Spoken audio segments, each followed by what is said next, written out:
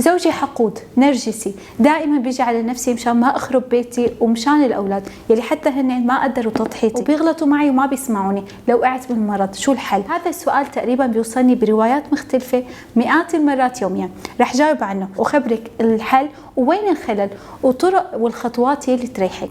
هالفيديو موجه لكل شخص شاعر انه خسر نفسه مشان يلي حواليه وما بين فيهم، سواء مع شخص نرجسي او غيره او اي شخصية متعبة او مستفزة بحياتك. خلونا بالبداية ننوي نية جماعية، انوي الاستفادة والتغيير والتطبيق بكل يسر والسهولة بحول الله وقوته. اي عمل بتقوم فيه ركز على نيتك منه، انما الاعمال بالنيات ولكل امرئ ما نوى. انا انوي الاستفادة فبتتجلى النية بحياتي. انا داخلي فيديو عم اسمع وداخلي صوت عم بيقول ما في شيء رح يتغير ومستحيل، فما في شيء رح يتغير.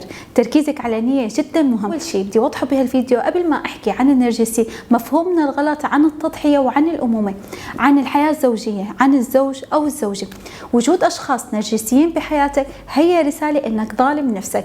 اي ضرر بتعمله مع نفسك انت مستحق ان يظهر بحياتك شخص يعمل معك يلي عم تعمله مع نفسك. بتضغط نفسك بيظهر من الخارج مين يتسلط عليك، بتظلم نفسك بيظهر لك مين يظلمك، بتقلل قيمتك بيظهر لك مين يستغلك. فاساس الغلط اعطائك للطرف الثاني فوق طاقتك وتنسي حالك. عم تعطي ايحاء انه هذا واجبك والطبيعي، واذا شي يوم قصرتي بتصيري اسوأ شخص بالدنيا. وهون بداية الالم النفسي والانهيار اللي بتواجهيه. انا قدمت، انا عملت، انا سويت، بتلاقي النكران من هون، والسبب انك قدمتي اكثر من المطلوب. نعم ضروري تعرفي الزياده بغير محلها ضرر وبترجع عليك بالسوء، لان انت مطالبه تحمي نفسك، تحمي روحك من الالم. ظهور هالاشخاص بحياتك رساله عم بتقول رجعي عيدي حساباتك، عطي الامور حقها، عطي بس بحدود طاقتك مع كل البشر مو بس مع الزوج واولادك. ذكري رب العالمين قال لا يكلف الله نفسا الا وسعها. لا تعملي فيها بطوله ودائما تعبانه وضاغطه حالك. لما تعطي اكثر من وسعك عم تجذبي لحياتك ناس المستغله ويلي بالاخير ما رح تأدي، لانه طبعها الاستغلال. اجتني استشاره لسيده بتقلي صار لي 15 سنه عم انتظر فرج. هذا اكبر غلط تربينا عليه، مفهومنا الغلط للصبر يلي خسر العالم صحتها وحياتها. شو عم تنتظري؟ حدث خارجي يجي يغير حياتك؟ اذا ما تحركتي وسعيتي واخذتي خطوات للتغيير ما في شيء رح يتغير. عم تدقي نفس الباب لسنين. ليش؟ الظالم الأكبر بحياتك أنت. هذا مو صبر ولا إلك عليه ثواب، لأن ربك ما كلفك فيه. ما أمرك تهيني نفسك وتقهريها بهالطريقة. وجود الشخص النرجسي بحياتك دليل أنك عطيتيه أكثر من حجمه وعطيتيه الضوء الأخضر أنه يتمادى أكثر. الشخص النرجسي على فكرة السام بيتغذى على فورانك، مستمتع بضعف الشخصية يلي عايشة فيه. ما عم قلك اهملي بيتك وأولادك وزوجك، بس أنت وين من أولوياتك؟ قبل ما تعطي يلي حواليك شو قدمتي لنفسك؟ حرق أعصاب، تعب جسدي ونفسي، أمراض، شو متوقعة استحقاقك؟ لا تسمحي لحالك تعيشي دور الضحية أبد. ظلموني، أساءوا لي، انت يلي ظلمتي نفسك لما ما قدرتيها وعطيتيها حقها مثل ما عم تعطي الكل. طول مالك منهارة ما حدا رح يحترمك. أهم نقطة لتعيشي صح التوازن بين حبي لنفسي وعطائي للمحيطين فيه.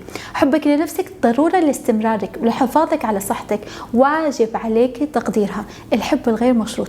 لو بتحكي وجعك لكل البشر ما حدا رح يحس بشعورك، ما حدا رح يعيش معاناتك، ما حدا رح يحمل المرض عنك، ما حدا رح يسهر وما يشوف النوم بدالك. ارحمي نفسك. ضروري ترجعي ترتبي أولوياتك. لا تنتظري شيء من الخارج. أنا مكتفية بنفسي، بعرف أسعدها، اهتم فيها، مالي ضعيف. لا تشحدي الاهتمام من حدا، لا من زوج ولا من غريب ولا من حدا. أغلب المشاكل عم ننتظر الاهتمام من الخارج، الحب والتقدير من الآخر، كأن قيمتي مبنية عن رأيهم. عم نجي على حالنا كتير ليحبونا الناس، ليرضوا عنا. سنين ضاعت من عمرنا وعم نحاول ونسعى مع نفس الأشخاص وبنفس الأسلوب، ولا شيء تغير إلا ضياع أيامنا. وجود الشخص النرجسي المريض نفسيا المتعب بحياتك رسالته انتبهي على أسلوبك، لازم تتغيري. عطي الأشخاص بحياتك أحجامهم وعطي نفسك حقها. مجرد إتقانك لهالأمر وفهمك للرسالة ما عاد بيفرق معك شيء، لا شو قال ولا شو تصرف ولا بتسمحي لمخلوق يستفزك مين ما كان. عايشة حالة سلام تصالح مع نفسك. صدقيني هالشي رح ينعكس على جودة حياتك بشكل كامل، ورح تبدي شوي شوي تفرضي قيمتك واحترامك على كل المحيطين فيك. اتعلمي التخلي، أروع طريقة لترتاح، واللي بسموها قوة التخلي. بتشعرك بالقوة التخلي عن شخص ما قدرك وقدر وجودك بحياته، وإذا مضطرة لوجوده لأسباب بتمنعني انفصل عنه كليا، بتجاهله كليا ولا كأنه موجود، مالي شايفته، شفاف خيال. عندي قوة داخلية بتحميني منه من أثره السلبي، عازة نفسي ومقدرتها. التخلي عن الجدل وكل ما يستنفذ طاقتك، يا الله راحة ما بعدها راحة. لا تفكروا هاي الكلام أنا بعيدة عنه، كنت أعصب وانزعج لأمور خارجية وأعطي مواقف أكثر من حجمها وناقش ووضح. صرت أفكر بالموضوع أنا شو عم بعمل بحالي، طاقتي وصحتي عم بتروح بشيء ما بيستاهل. لما بدأت أطبق هالكلام مع كل البشر، يا الله حسيت براحة كبيرة، تصالح، سعادة. مو مضطرة أخذ شهادة حسن سلوك من حدا، المهم مرتاحة، ضميري مرتاح، عم أعمل يلي بريحني، أخذ قوتي من القوي الغني يلي بإيده تدبير أمري وحياتي. تخلي عن الماضي وذكرياته، خلص صار وانتهى، مستحيل تغييره. وجعني وآلمني بلحظتها، مو بالضرورة يآلمني طول العمر وأنا عم بتذكره. التخلي عن كل شيء بيتعبك، كل شيء، أي شيء عم حس اتجاهه بألم ضيق زعجني ما بيلزمني بحياتي. امنح ولكن باعتدال، المنح الجميل. وتذكر ألا تطغوا في الميزان، أي خلل بميزانك رح يجيك منه ألم ليصحك ويرجعك لتوازنك. لا يكلف الله نفسا إلا وسعها. لا تظلمي نفسك. الانسحاب من معركة مع مرضى النفوس دواء، علاج لراحتك. لا تنزل مستواك لإلهم. خدي القرار، حاجة تضيعي من عمرك، تقبلي اللي صار، خدي درس وخبرة للأيام الجاية.